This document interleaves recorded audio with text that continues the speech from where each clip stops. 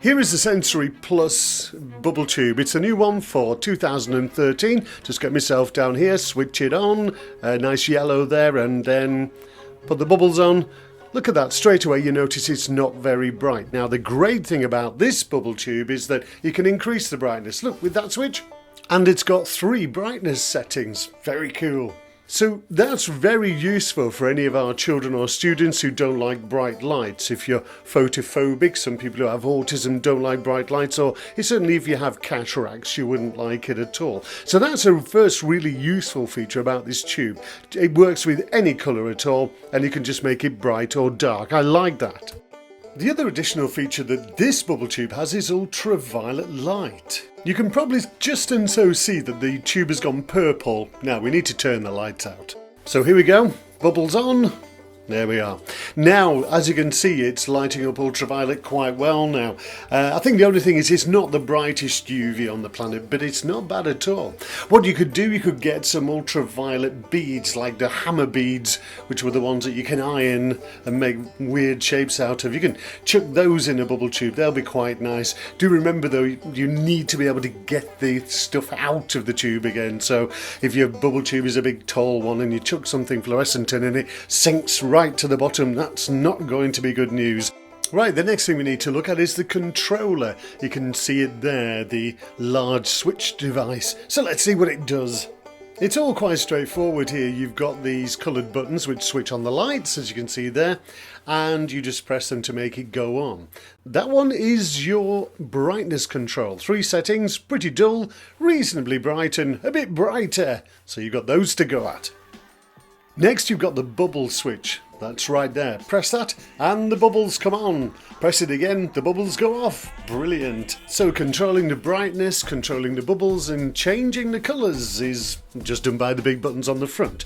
Now the only thing we need to look at is the modes of operation. You can see the dial. Let's have a look at that. What you can do with this tube by adjusting that dial is change what we call the modes of operation. The first setting is MO, which is short for momentary. What this means is you hold the switch down, it stays on, let go, and it switches off.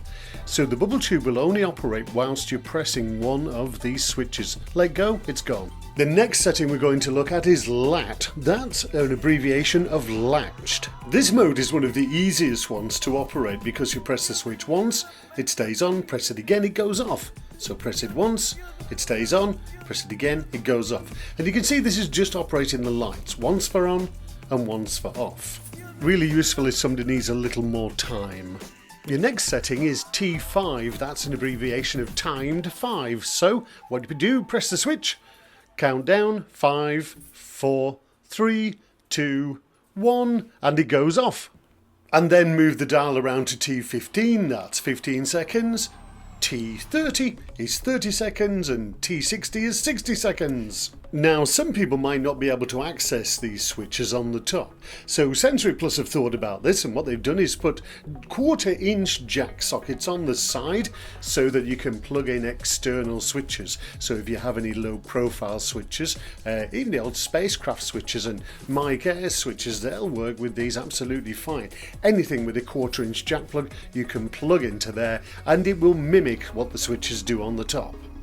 And there's something else, they've added a little sound to light socket right there.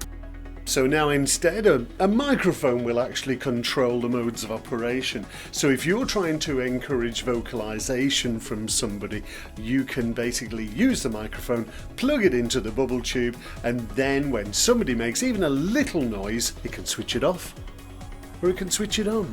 So I really like the simplicity of this bubble tube, and it's really nice given the ultraviolet light, the variable light control, the colours, all of that. It's great. I suppose the only downside to it is that the controller looks like something out of 1973, but other than that it's great. So I like the bubble tube. I think it's very easy to use, really flexible, and of course one thing I didn't mention is its radio control. There's no leads connecting that little controller to the base of the tube. So nice bubble tube. And if you want to see it, this is one of the bubble tubes which we often feature on Hurstwood training courses.